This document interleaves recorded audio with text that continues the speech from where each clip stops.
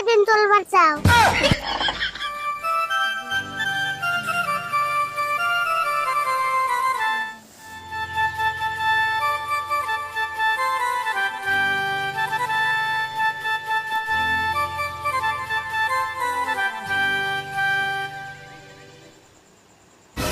কাকা ব্যাগ কিনে থাকগা, আমি একটু আই আগে।